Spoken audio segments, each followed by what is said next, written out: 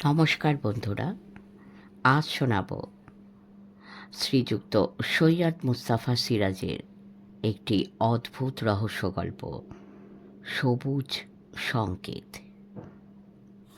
Listen নুন Bengali audio story চ্যানেলটিকে subscribe করে আমাদের পাশে থাকবেন।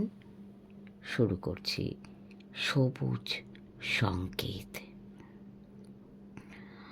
সবুজ আলোটাকে তাড়া করাই ভুল হয়েছিল।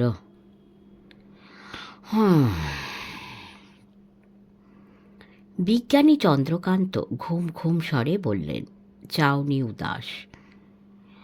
আসলে আমার উদ্দেশ্য ছিল ওটাকে ফোটন কণায় পরিণত করে হিমায়িত মিথেনে বন্দি রাখা। হালদার ডিটেকটিভ এজেন্সির সুখ্যাত গোয়েন্দা কৃতান্ত কুমার হালদার ওরফে কে হালদার ওরফে আমাদের হালদার মশাই হাঁ করে তাকিয়ে কথা শুনছিলেন। এবার মুচকি হেসে বললেন, চোর ডাকাতকে তাড়া করার মতো আলোটাকেও তাড়া করা যায় বুঝি? চন্দ্রকান্ত শুধু বললেন, হ্যাঁ যায়। এ হাজতে ঢোকানোর মতো বন্দি রাখাও যায়? হালদার মশাই ঠোঁটের কোণায় চলে গেল হাসিটা, আলপিনের ডগার মতো আটকে রইল। যেন খোঁচা খেয়েই চটে গেলেন বিজ্ঞানী। বললেন, ও আপনি বুঝবেন না, বুঝলেন? হালদার মশাইও চটলেন। পুলিশের চাকরি করে মাথাটি সাংঘাতিক অভিজ্ঞতায় ঠাসা। রিটায়ার করার পর প্রাইভেট ডিটেকটিভ এজেন্সি খুলেছেন। রহস্যের লেজের ডগাটুকু দেখলেই ঝাঁপিয়ে পড়েন। তাই বিজ্ঞানী চন্দ্রকান্তের বাড়ির পেছনের বাগানে রাত বিরেতে সবুজ আলোর ঝলকানি দেখা যায় শুনে তাক করেই ছিলেন। কিন্তু তারপর তাড়া করা এবং বন্দি রাখার কথা শুনে টের পেলেন কেসটিতে তাকে পাত্তা দেওয়া হবে না। তেতো মুখে এক টেপ নস্যি নিয়ে হাঁচার ভঙ্গিতে বললেন, ইং টিং ছট। বেগতিক দেখে বললুম, আপনি বলুন চন্দ্রকান্তবাবু, ব্যাপারটা সত্যি ইন্টারেস্টিং।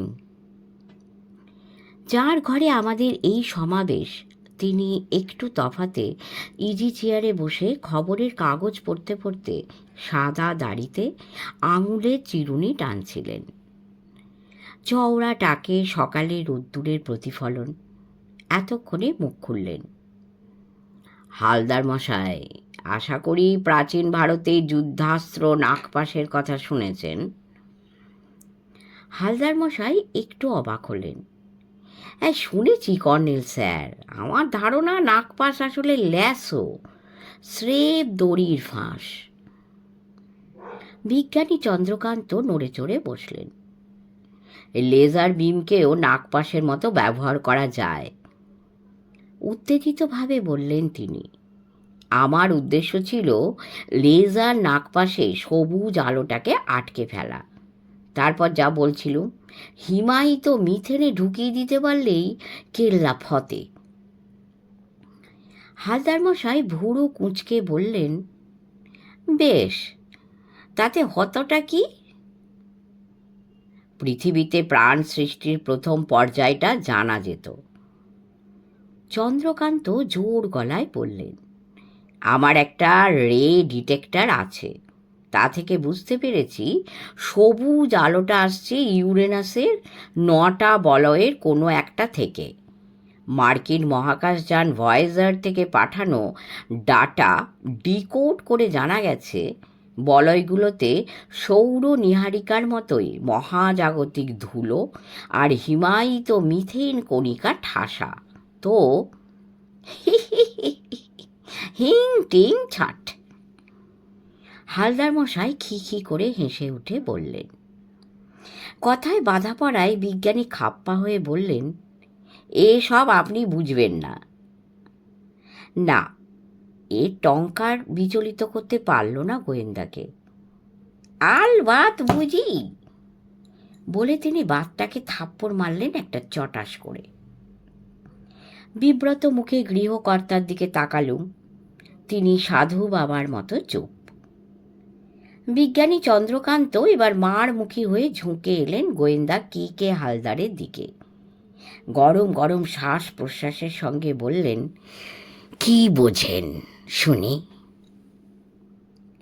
কোনো দুষ্ট চক্রের কারসাজি, চ্যালেঞ্জের ভঙ্গিতে জবাব দিলেন গোয়েন্দা। কেসটা আমাকে দিন, 7 দিনের মধ্যে সবুজ আলোর রহস্য ফর্দা ফাঁই করে দেব। বিজ্ঞানী রণে ভঙ্গ দিলেন বলা যায়। ঠিক করে হেসে ফেললেন এবার। হ্যাঁ ঠিক আছে, দিলুম, কিন্তু সাবধান, উল্টে নিজেই বিপদে পড়লে আমাকে যেন দায়ী করবেন না। হালদার মশাই তার জরা জীর্ণ ব্রিফ কেস খুলে বললেন, আমার এজেন্সির ফর্ম আছে, লিখিত চুক্তি হবে।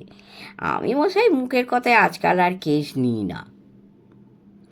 2 কপি ফর্ম বের করে চন্দ্রকান্তের হাতে গুঁজে দিয়ে বললেন, বাই দা বাই, একটা কথা, আপনার বাগান কর্নেল স্যারের মতো শূন্যদান নয় তো? শূন্যদান মানে? সেই যে ব্যাবিলনে ছিল, কোন এক নেবু কাটা রাজার যেন। হাসি চেপে বললুম,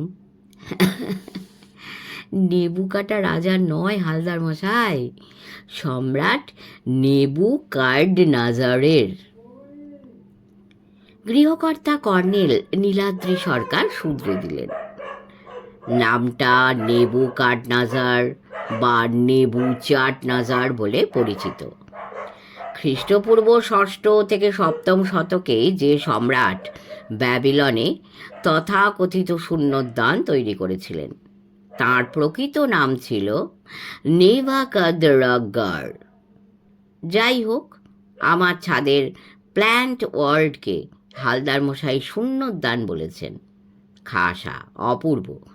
এবার থেকে আমার প্ল্যান্ট ওয়ার্ল্ডকে আমি শূন্যদানই বলবো। বিজ্ঞানী চন্দ্রকান্ত ফর্মে চোখ বোলাচ্ছিলেন। মুখ তুলে বললেন, ছাদে বাগান করেছেন? বলেন কি? তাহলে তো মহাজাগতিক রশ্মি উদ্ভিদ কোষে কী সব প্রতিক্রিয়া ঘটায়, সেটা পরীক্ষা করতে হলে আপনার বাগানই আদর্শ। এত উঁচু বাড়ির ছাদে বাগান, পৃথিবীর গা থেকে যেসব ধুলো ময়লা সব সময় ছড়াচ্ছে, তা আপনার বাগানে নাগাল পাবে না। কই চলুন তো দেখি। চন্দ্রকান্ত উৎসাহে উঠে দাঁড়ালেন, সঙ্গের কিট ব্যাগটি কাঁধে ঝোলালেন। বুঝলুম ওর ভেতর বিস্তর যন্ত্রপাতি আছে। হালদার মশাইয়ের ফর্ম দুটো পড়ে রইল সোফায়। কর্নেলের মুখে প্রশংসা শুনে তার মুখে যে প্রশান্ত হাসি ফুটেছিল মিলিয়ে যেতে দেখলুম। ফর্ম দুটো কুড়িয়ে নিয়ে গুম হয়ে আমাদের অনুসরণ করলেন গোয়েন্দা কে হালদার। কর্নেলের বাড়ির বিশাল ছাদের এই বাগানে আমি কদাচিৎ আসি। এখানে এলেই কেমন একটা গা ছমছম করে। রাজ্যে যত কিম্ভূত কিমাকার ক্যাকটাস আর রং বেরঙের অর্কিডের এক আজব জঙ্গল। অর্কিড কোনো জ্যান্ত গাছকে আশ্রয় করেই বাঁচে, কিন্তু আমার বিজ্ঞ বন্ধু কি রাসায়নিক প্রকৌশলে শুকনো কাঠের মাচানে বা ক্রসে অর্কিডগুলো আটকে রেখেছেন এবং তারা দিব্যি বেঁচে আছে, ফুলও ফোটাচ্ছে। সকাল বিকেল উনি এসে পরিচর্যা করেন। হরেক লোশনের শিশি, তুলো, মসৃণ কাঠের বান্ডিল চিলেকোঠার ভেতর দেওয়ালের তাকে রাখা আছে। কিন্তু এ জানাও কেন অজানা গ্রহ, বেঁটে চ্যাপ্টা গোল বাঁকাচোরা উদ্ভুটে উদ্ভিদের দল সেই গ্রহের প্রাণী। মানুষ দেখলেই তাদের শরীরের অসংখ্য অদৃশ্য চোখে চক্রান্তে ঝিলিক ফুটে ওঠে। আমারই মনের ভুল হয়তো। আসলে হয়েছে কি, এদের প্রত্যেকের সঙ্গে জড়িয়ে আছে একটি করে সাংঘাতিক রহস্যময় ঘটনার স্মৃতি। কোথাও কোনো অদ্ভুত চুরি চামারি, কোথাও কোনো রহস্যময় খুন খারাপি, অথবা কোনো দুর্গম জায়গায় রোমাঞ্চকর অভিযানের সাক্ষী এরা। পৃথিবীর নানা জায়গা থেকে ওই সব সূত্রে এদের সংগ্রহ করে এনেছেন প্রকৃতিবিদ। বিজ্ঞানী চন্দ্রকান্ত মুগ্ধ দৃষ্টিতে তাকিয়ে বলে উঠলেন, দুর্দান্ত জ্যান্ত ল্যাবরেটরি। তারপর কিট ব্যাগ থেকে একটা টর্চের গড়নের যন্ত্র বের করে কয়েক পা এগোতেই একটি দুষ্টু ক্যাকটাসের পাল্লায় পড়লেন। অবস্থা শোচনীয় হলো। দুষ্টু ক্যাকটাসটি তার ঝাঁকড়া চুল টেনে শার্ট খিমচে অস্থির করে ফেলল। কর্নেল তাকে উদ্ধার করে বললেন, এর পাল্লায় পড়ে রোজ একটা করে কাকের মৃত্যু হয়, তবু বোকা কাকগুলোর শিক্ষা হয় না। পূবের বিরাট নিমগাছটিতে কাকের ঝাঁকের দিকে তাকালেন, মুখে বিরক্তির ছাপ। চন্দ্রকান্ত এবার সতর্ক হলেন। যন্ত্রটা বাগিয়ে নিরাপদ দূরত্বে দাঁড়িয়ে খুটখুট শব্দে সুইচ টেপাটেপি করতে থাকলেন। হালদার মশাই সামনেকার একটা লম্বাটে উদ্ভিদ দেখে তারিফ করলেন, এ অসাধারণ। ও মাসে বেগমপুর হর্টিকালচারাল সোসাইটিতে একটা চুরির তদন্তে গিয়ে ঠিক এমনি একটা ক্যাকটাস দেখেছিলুম। কর্নেল একটু হেসে বললেন, দেখতে ক্যাকটাসের মতো হলেও ওটা ক্যাকটাস নয় হালদার মশাই, ওটা দাই দিয়ে রিয়া গাছ, মালাগাছি থেকে এনেছিলুম। মালাগাছি? হালদার মশাইও হাসলেন। মালাগাছি বলুন, নদিয়ার করিমপুর থানায় যখন ছিলুম তখন এক সাহেব পাদ্রী মালাগাছিতে মিশন খুলেছিলেন, তিনিও আপনার মতো মালাগাছি বলতেন। হালদার মশাই, মালাগাছি মাদাগাস্কার দ্বীপের অপর নাম। হালদার মশাইকে ভ্যাবাচাকা খাইয়ে কর্নেল একটা অষ্টাবক্র ক্যাকটাসের পাশে হাঁটু মুড়ে বসলেন। বুক পকেট থেকে একটা আতশ কাঁচ বের করে ওটার গায়ে রেখে খুব মন দিয়ে কিছু দেখতে থাকলেন। ঠিক এই সময় একটা অদ্ভুত ঘটনা ঘটল।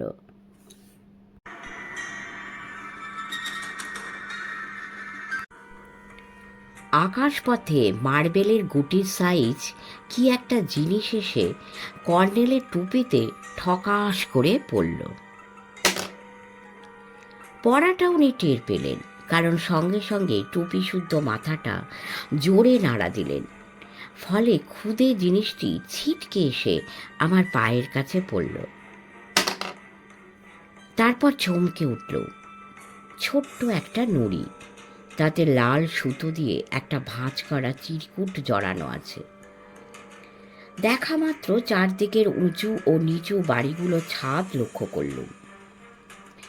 সন্দেহজনক কেউ কোথাও নেই, শুধু দক্ষিণের চারতলার বাড়ির ছাদের কার্নিশে একটা বিড়াল ঘাপটি মেরে বসে নিচে কিছু দেখছে।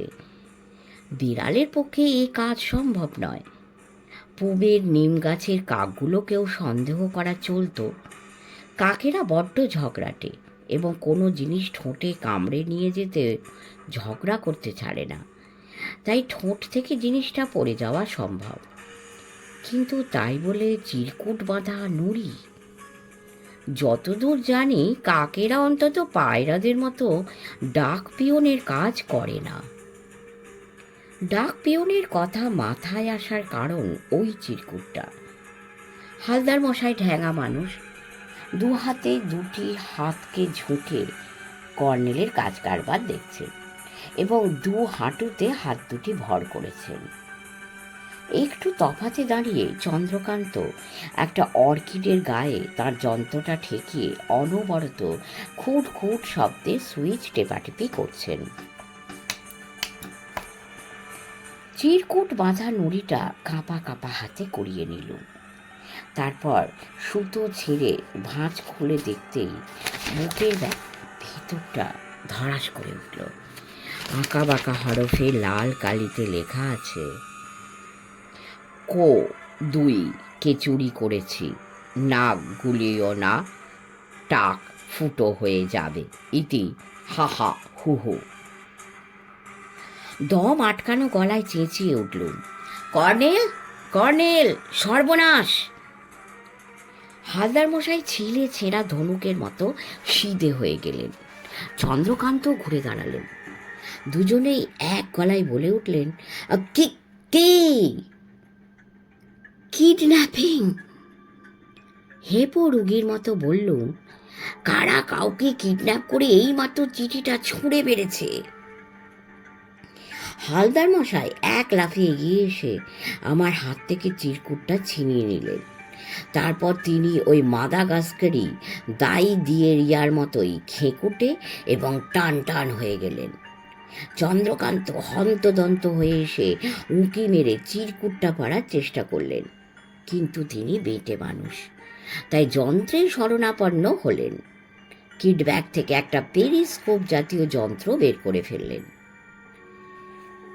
কর্নেল একেবারে নিশ্চল, বিদঘুটে ক্যাকটাসটার গায়ে আতস কাঁচ রেখে হাঁটু মুড়ে তেমনি বসে আছেন। কাছে গিয়ে বললুম, ব্যাপারটা একটু দেখবেন তো, একটা সাংঘাতিক ঘটনা। হা হা হো হো। চমকে উঠে বললুম, আপনি জানেন, মানে জানতেন? ধুরন্ধর প্রকৃতিবিদ আর মুখ খুললেন না। ঘুরে দেখি হালদার মশাই চোখের ইশারায় আমাকে কাছে ডাকছেন। এদিকে বিজ্ঞানী চন্দ্রকান্ত আপন মনে বিড়বিড় করছেন, কো প্লাস কো ইজ ইকুয়াল টু কো, হা প্লাস হা ইজ ইকুয়াল টু হা, টু হু প্লাস হু ইজ ইকুয়াল টু হু টু। জয়ন্তবাবু কাছে পেয়ে উত্তেজিতভাবে আমার হাত চেপে ধরলেন। বাড়ি ফিরে কম্পিউটারে ফিড করাতে হবে, দেখব কি বেরিয়ে আসে। আপাতত ম্যাথামেটিক্যালি ব্যাপারটা কি দাঁড়ায় দেখুন।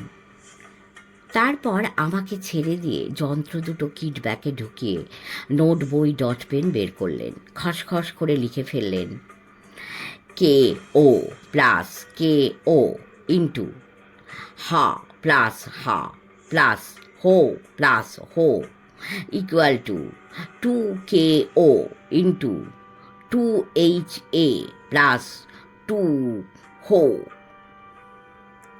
অঙ্ক কষা চলতে থাকলো। এবার হালদার মশাই আমাকে টানলেন, একটু তফাতে নিয়ে গিয়ে ফিসফিস করে বললেন, একটা ব্যাপার লক্ষ্য করার আছে। কি বলুন তো? হালদার মশাই আমার কানের কাছে মুখ আনলেন। কর্নেল স্যার ব্যাপারটা জানেন মনে হচ্ছে। হ্যাঁ, ঠিকই বলেছেন। আরও একটা ব্যাপার আছে। কি? ছাদে ওঠার সময় কর্নেল স্যার টুপি পরে এসেছেন। ছাদে অবশ্য টুপি পরেই আসেন, ষষ্ঠীর কাছে শুনেছি। কাকের ঠোকর খাবার ভয়ে।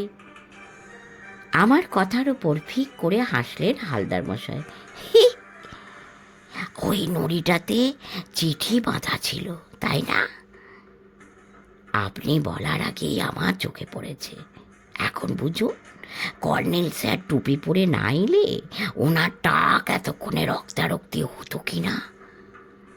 তা তো হতোই। সাই দিয়ে কর্নেলের দিকে তাকালুম। এতক্ষণে উঠে দাঁড়িয়েছেন। হালদার মশাই শ্বাস প্রশ্বাসের সঙ্গে বললেন, খুব রহস্যজনক ঘটনা, বুঝলেন? বলেই উত্তরের পুরনো দোতলা একটা বনেদি বাড়ির দিকে তাকিয়ে রইলেন, দৃষ্টিতে ঘোরতর সন্দিগ্ধতা। জিজ্ঞেস করলুম, কি দেখছেন অমন করে? একটা বা দুটো মুখোশ পরা মুখ এইমাত্র সরে গেল জানালা থেকে। ব্যাপারটা এখনই দেখা দরকার। গোয়েন্দা কে হালদার দ্রুত সিঁড়ির দিকে ধাবিত হলেন। কর্নেল ডাকলেন, হালদার মশাই কোথায় চললেন অমন করে? আসছি, এখনই আসছি কর্নেল স্যার। কর্নেল একটু হেসে বললেন, হা হা হু হু। রহস্যের কিনারা করার আগে একবার মহাভারত পড়ে নেওয়ার দরকার ছিল। হালদার মশাই এমন অদ্ভুত কথায় বোধ করি ক্ষুব্ধ হলেন। মুখ গোমরা করে কাঠের সিঁড়ি বেয়ে নেমে এলেন। বিজ্ঞানী চন্দ্রকান্ত তাকে অনুসরণ করলেন।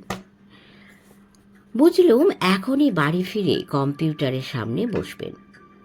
কর্নেল তাকে ডাকলেন না। কি জয়ন্ত? কর্নেল এসে আমার কাঁধে হাত রাখলেন। তোমাকে অমন দেখাচ্ছে কেন? ব্যাপারটা সাংঘাতিক। আপনি সব জানেন তাও বোঝা যাচ্ছে, অথচ আপনি নির্বিকার। কর্নেল আমাকে নিয়ে চললেন সিঁড়ির দিকে।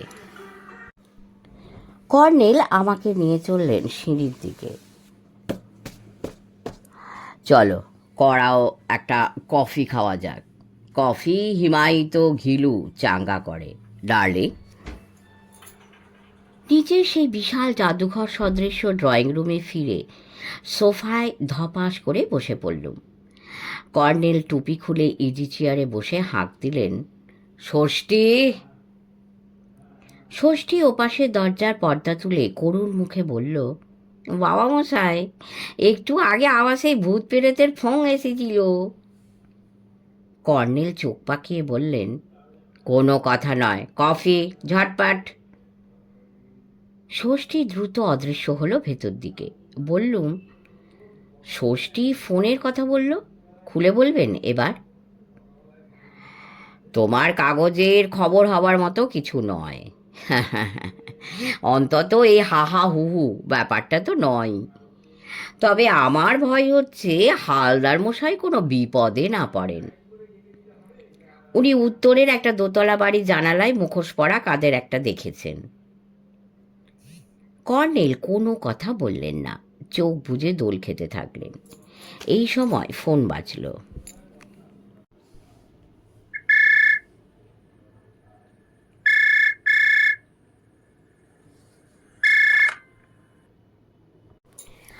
অনিচ্ছা করে ফোনটা তুলে সাড়া দিতেই ভুতুড়ে গলায় হুমকি ভেসে এলো,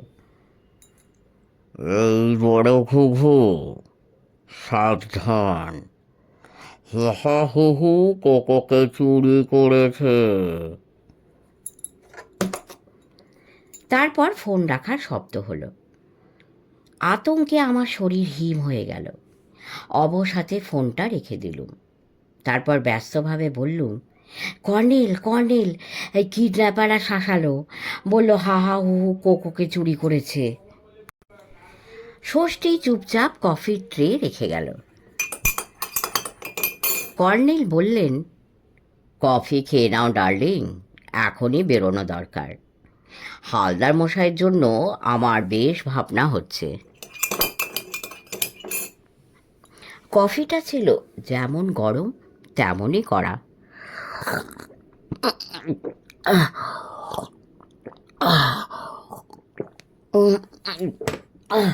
কোনো মতে কষ্ট করে গিলে উঠে দাঁড়ালুম।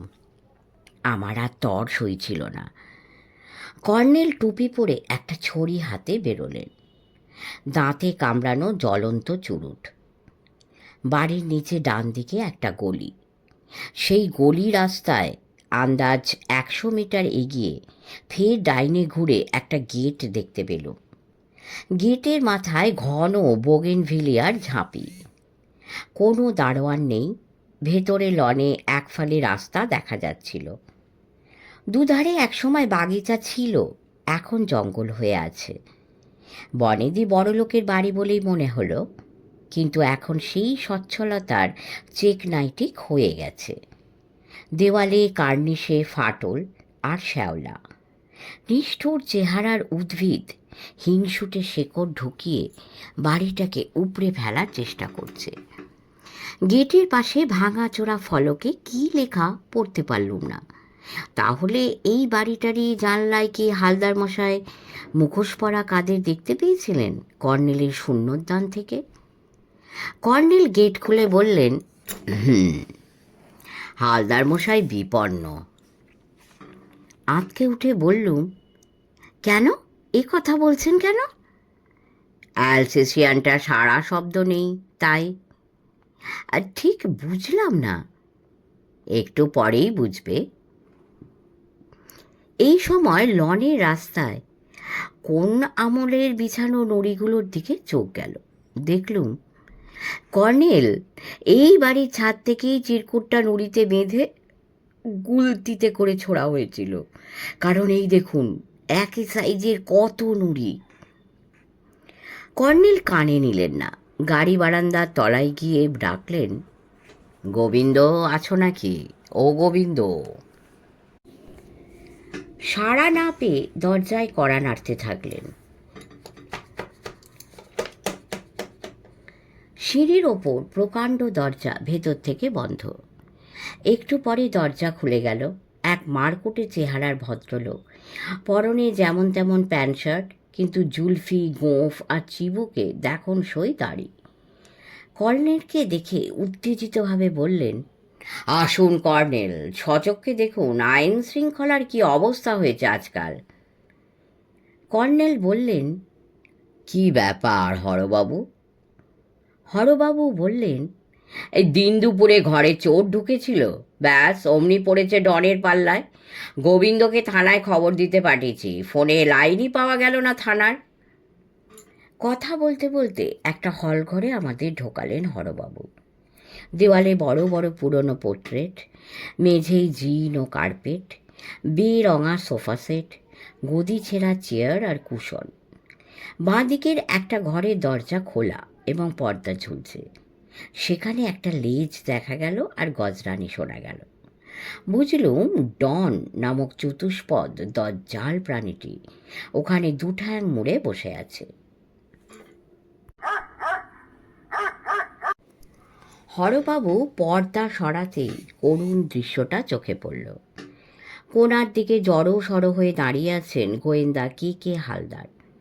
কাকতাড়ুয়া বলাই ভালো, উনি আমাদের দেখে নড়ে ওঠা মাত্র ডন আওয়াজ দিল। অমনি হালদার মশাই কাঁচুমাচু হাসলেন। অবস্থাটা বোঝা গেল। কর্নেল হাসি চেপে বললেন, হরবাবু, একটা ভুল হয়ে গেছে। কি ভুল বলুন তো? আপনি ফোনের ভরসা না করে থানায় চলে যান, গোবিন্দকে ফিরিয়ে আনুন। পুলিশ কিছু জিজ্ঞেস করলে বলবেন চোর পালিয়ে গেছে। হরবাবু অবাক হয়ে বললেন, সে কি, ওই তো চোর। না হরবাবু, উনি আমাদের বিশেষ পরিচিত প্রাইভেট ডিটেকটিভ মিস্টার কে হালদার। উনি একজন রিটায়ার্ড পুলিশ ইন্সপেক্টরও। বলে কর্নেল কুকুরটার নাকের কাছে তার ছড়ির ডগা এগিয়ে দিলেন। অমনি অত বড় কুকুরটা লেজ গুটিয়ে কুঁই কুঁই করতে করতে আমাদের পাশ কাটিয়ে হল ঘরে ঢুকল।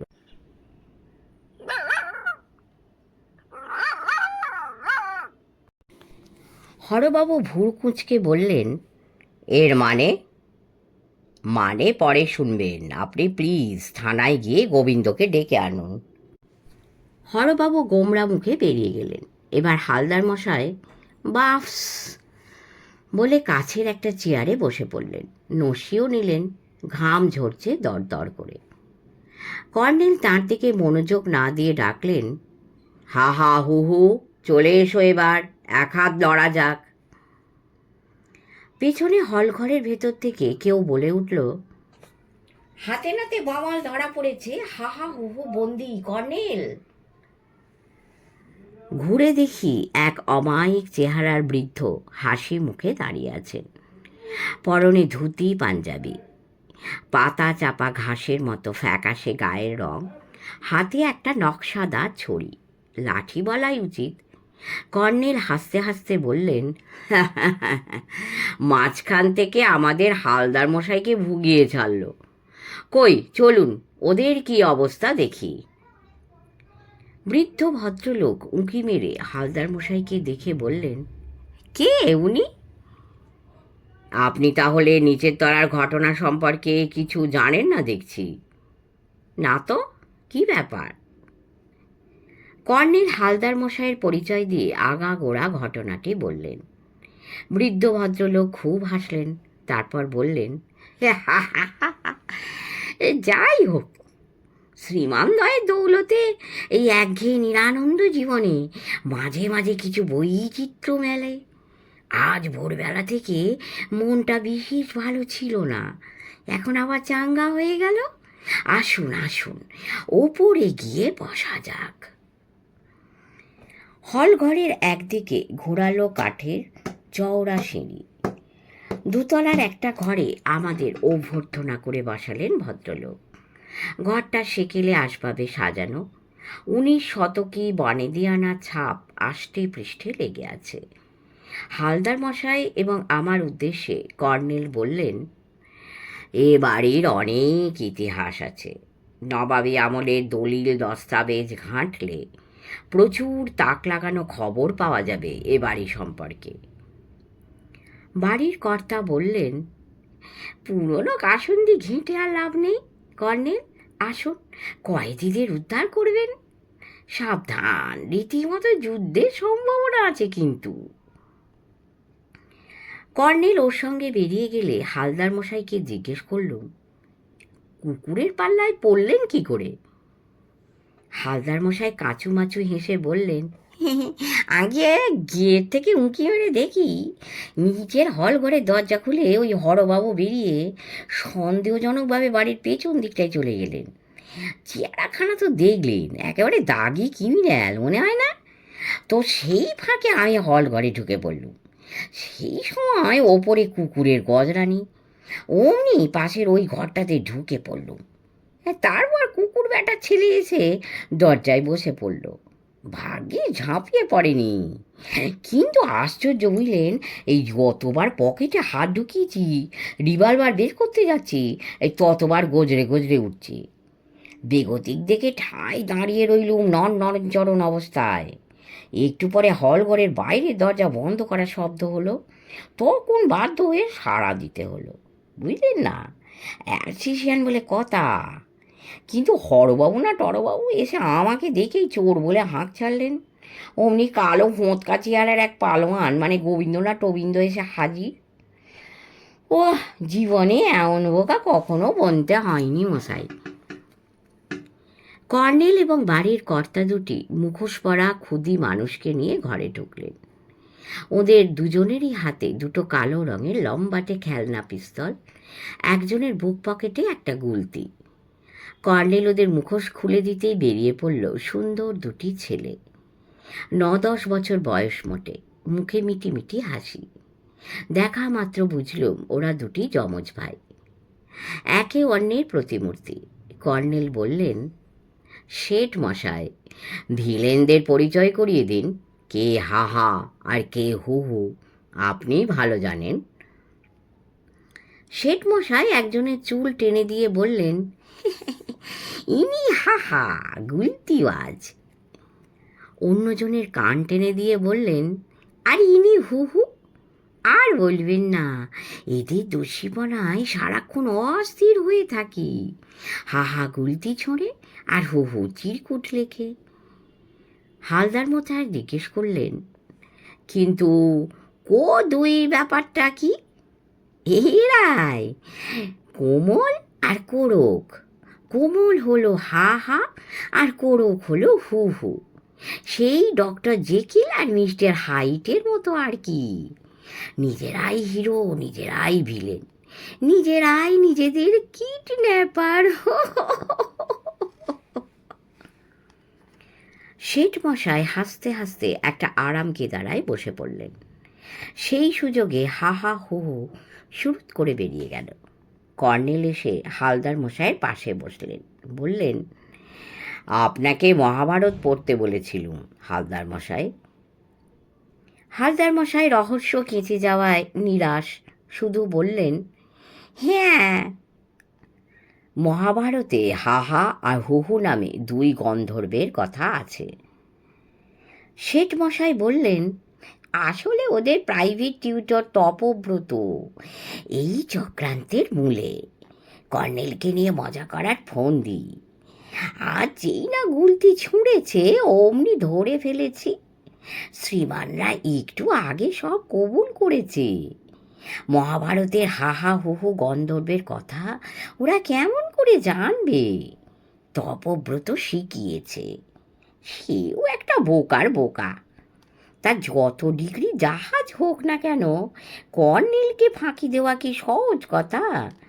তপব্রতকে এবার ধমকে দিতে হবে। কর্নেল বললেন, আরে না না, ও বেচারাকে কিছু বলবেন না। খুব ভদ্র আর সুশিক্ষিত ছেলে, অনেক খোঁজ খবর রাখে। আজকাল তপব্রতের মতো প্রাইভেট টিউটর পাওয়া ভাগ্যের কথা। হালদার মশাই ফের অ্যাক্টিভ নসি নিয়ে বললেন, আগে ব্যাকগ্রাউন্ডটা একটু ক্লিয়ার হলে ভালো হতো। কর্নেল বললেন, কোরক আর কোমল শেঠ মশাইয়ের নাতি। দুর্ভাগ্যজনক ঘটনায় বলবো, বছর 2 আগে কোরক আর কোমলের বাবা মা শোচনীয় দুর্ঘটনায় মারা গেছেন। ওরা রিক্সা করে আসছিলেন, একটা প্রাইভেট কার পেছনে থেমে এসে ধাক্কা মারে। শেঠ মশাইয়ের 2 ছেলে। ছোট ছেলে হরনাথ বাবুকে তো দেখেছেন একটু আগে। হালদার মশাই একটু নড়ে বসে বললেন, আগে অ্যাক্সিডেন্টটা কেমন যেন, বলেই থেমে গেলেন, মুখে সন্দেহের ছাপ। শেঠ মশাইকে মুহূর্তের জন্য বিরক্ত দেখালো, কিন্তু চেপে গিয়ে ম্লান হাসলেন। আপনি ডিটেকটিভ, সবেতেই আপনি সন্দেহপ্রবণ, সেটা স্বাভাবিক, কিন্তু পুলিশ তো বটেই। আমিও এর মধ্যে সন্দেহজনক কিছু দেখিনি। এমন অ্যাক্সিডেন্ট তো আজকাল প্রায়ই হচ্ছে। তাছাড়া তখন সন্ধেবেলা, ওই এরিয়ায় লোডশেডিংও ছিল। তার চেয়েও বড় কথা, ওদের শত্রু কেন থাকবে? কর্নেল স্যারকে দিয়ে একবার তদন্ত করালেও পারতেন। হালদার মশাই তবু দমে গেলেন না। আমরা প্রাইভেট ডিটেকটিভরা তো কোন ছাড়, পুলিশের বাঘা বাঘা ডিটেকটিভকে কর্নেল স্যারের পায়ে ধুলো নিতে দেখেছি। কর্নেল বললেন, আমি তখন বাইরে ছিলাম। তাছাড়া কোরক কোমলের বাবা অমরবাবুকে এ পাড়ার পুরনো বাসিন্দা হিসেবে ছোটবেলা থেকেই চিনতাম। অত্যন্ত সজ্জন মানুষ ছিলেন। ওর স্ত্রী সবিতাকেও চিনতুম। স্বামী স্ত্রী দুজনেই ছিলেন পরমাণু বিজ্ঞানী। সাহা ইনস্টিটিউট অব নিউক্লিয়ার ফিজিক্সের সঙ্গে যুক্ত ছিলেন ওরা। সায়েন্টিস্ট! হালদার মশাইয়ের গলার ভেতরে কথাগুলো যেন চলে যেতে থাকলো। ঠোঁটের কোণায় সেই আলপিন হাসি। বুঝলুম, বিজ্ঞানী চন্দ্রকান্তের কথা মনে পড়ে গেছে। কর্নেল বললেন, যাই হোক হালদার মশাই, তাহলে হা হা হু হু রহস্য ফাঁস হয়েছে। এবার ওঠা যাক, 10:30 বাজে। 11টায় আমার একটা জরুরি অ্যাপয়েন্টমেন্ট আছে। শেঠ মশাই হা হা করে উঠলেন। সে কি, কতদিন পরে এলেন, সঙ্গে এরা সব রয়েছেন। অন্তত একটু চা বা কফি না খাইয়ে বিদায় দিই কি করে? একটু বসুন, গোবিন্দ এখনই এসে যাবে।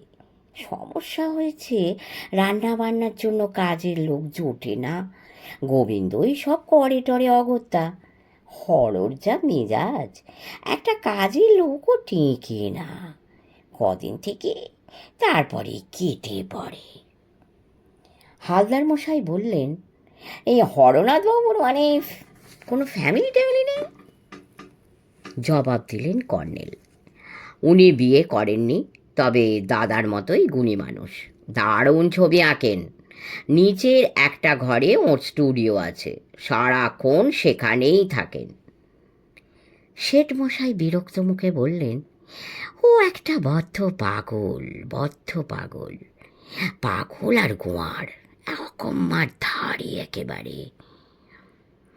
কর্নেল হাসলেন, আর্টিস্টরা একটু খেয়ালি স্বভাবেরই হয়। এই সময় সেই গোবিন্দ এলো হাঁপাতে হাঁপাতে। হালদার মশাই ঠিকই বলেছেন, পালোয়ানি বটে। তাগড়াই চেহারা, চুলে পাক ধরেছে, কিন্তু শরীরটি ঢালাই করা লোহা একেবারে। পরনে খাটো নীলচে লুঙ্গি আর লাল ছিঁড়া খোঁড়া গেঞ্জি, গলায় তক্তি। সে অবাক চোখে শুধু হালদার মশাইকে দেখতে থাকলো। বুড়ো কর্তা ধমক দিয়ে বলেন, দেখছিস কি, এদের জন্য চা কফি যা হোক একটা কিছু ব্যবস্থা কর। কিছুক্ষণ পরে আমরা 3 জনে বনেদি শেঠ বাড়ি থেকে বেরিয়ে এলুম। গেট পর্যন্ত পৌঁছে দিলেন শেঠ মশাই। গলি রাস্তায় যেতে যেতে হালদার মশাই বললেন, একটা এক্সপিরিয়েন্স হলো বটে মশাই। তা কর্নেল স্যার, আপনার শেঠ মশাইয়ের পুরো নামটি কি? অচিন্ত কুমার শেঠ। পদবী শেঠ, কিন্তু এরা বাঙালি। নবাবী আমল থেকে ব্যাংকিং এদের বংশগত পেশা ছিল। কর্নেল একটু দাঁড়িয়ে নিভে যাওয়া চুরুট জেলে নিলেন। অচিন্তবাবুর বয়স এখন প্রায় 80। দ্বিতীয় বিশ্বযুদ্ধের আগে উনি যখন যুবক, তখন ওদের দরিয়াগঞ্জ প্রাইভেট ব্যাংক ফেল করে। ওই সময় দেশে অসংখ্য প্রাইভেট ব্যাংক দেউলিয়া হয়ে গিয়েছিল। ব্যাংক ফেল করার হিড়িক বলা যায়। ফলে শেঠ মশাই বংশগত পেশা ছাড়তে বাধ্য হন। মুর্শিদাবাদে পদ্মার ধারে দরিয়াগঞ্জে ওদের পূর্বপুরুষের বাস ছিল। সেই সূত্রে কিছু জমি জমাও ছিল, এখনও কিছু আছে শুনেছি। সম্ভবত তাই থেকে কোনো রকমে এখন সংসার চলছে। অমরের মৃত্যুর পর অবস্থা শোচনীয় হয়ে গেছে। হরনাথ তো ছবি নিয়েই মশগুল। এতক্ষণে মনে পড়ল, বাড়িটার গেটে ভাঙাচোরা ফলকে যে নামটা লেখা দেখেছিলুম সেটা নিশ্চয়ই দরিয়াগঞ্জ ভবন। হালদার মশাই ফোঁস করে শ্বাস ফেলে বললেন, আসি কর্নেল স্যার। কর্নেল মিটিমিটি হেসে বললেন, আজ রাতে আশা করি চন্দ্রকান্ত বাবুর বাগানে সবুজ আলো রহস্য ফাঁস করতে যাবেন কি হালদার মশাই?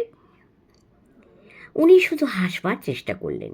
আমি হাসতে হাসতে বললুম, হা হা হু হু রহস্য ফাঁস করতে গিয়ে যা ভুগেছেন, এবার হালদার মশাই সাবধানেই কেসে হাত দেবেন। হালদার মশাই নির্লিপ্ত মুখে পা বাড়ালেন। কয়েক পা এগিয়ে আবার হঠাৎ ঘুরে বললেন, এই একটা কথা। কর্নেল বললেন, হ্যাঁ বলুন। এই কুকুরটা আপনার ছড়ির গুঁতো খেয়ে অমন ল্যাজ গুটিয়ে নিরাপত্তা হয়ে গেল কেন বলুন তো? হ্যাঁ, নিপাত্তা হলো ফর্মুলা 20। তার মানে? কর্নেল আমাকে বললেন, তুমি বুঝিয়ে দাও জয়ন্ত। আর শোনো, ওকে তোমার গাড়িতেই বাড়ি পৌঁছে দাও। বড্ড ক্লান্ত দেখাচ্ছে হালদার মশাইকে। বলে নিজের বাড়ির গেটে ঢুকে গেলেন কর্নেল। হালদার মশাই শুকনো হেসে বললেন, এই কর্নেল সে ঠিকই ধরেছে না, আমি সত্যি বড্ড টায়ার্ড। এই মানে বুঝলেন না, খামোকা একটা ঝামেলা। এই তার উপর কুকুর টুকুর আমার চোখ কুচুল। এই কামড়ালে কি হতো ভাবুন দেখি। পেটে 14খানা ইয়াম মোটা ইঞ্জেকশনে সিরিজ ঢোকানো। Mind that 14 বাফস। আর টানা হলে ভয়াবহ অবস্থা, হাইড্রোফোবিয়া, জলাতঙ্ক রোগ। আমার গাড়ি পার্ক করা ছিল গেটের ভেতর চওড়া লনের পাশে। গাড়িতে ঢুকে হালদার মশাই মনে করিয়ে দিলেন, এই ফর্মুলা 20। কাশ্মীর সীমান্তে কান্দ্রা উপত্যকায় সেবারকার রোমাঞ্চকর অভিযানের গল্পটা আগে বলে নিতে হলো, কারণ ব্যাকগ্রাউন্ড ছাড়া হালদার মশাই কোনো কথা শুনতে চান না। যাযাবর গুজরদের ভেড়ার পালের রক্ষী হিংস্র কুকুর বাহিনীর হাত থেকে বাঁচতে কর্নেল ফর্মুলা 20 নামের রাসায়নিক জিনিসটি উদ্ভাবন করেছিলেন। জিনিসটার ভীষণ বিচ্ছিরি গন্ধ। একবার শুঁকলে কুকুর কেন, বাঘ, ভল্লুক, সিংহ সবাই ল্যাজ গুটিয়ে নিপাত্তা হয়ে যায়। কান্দ্রা উপত্যকার সেই গল্প শুনে হালদার মশাই ফের চাঙ্গা হলেন। এমনই চাঙ্গা যে গড়িয়াহাট মোড়ে পৌঁছেই বলে উঠলেন, এই এখানেই নামিয়ে দিন জয়ন্তবাবু, আর কষ্ট করতে হবে না। অবশ্য তখন মোড়ে প্রচণ্ড ট্রাফিক জ্যাম। শেষ করলাম প্রথম পর্ব। দ্বিতীয় পর্ব নিয়ে আসবো। তার আগে কমেন্ট করবেন, লাইক করবেন, সাবস্ক্রাইব করবেন এবং পরম করুণাময়ের কৃপায় সকলে খুব খুব ভালো থাকবেন। নমস্কার।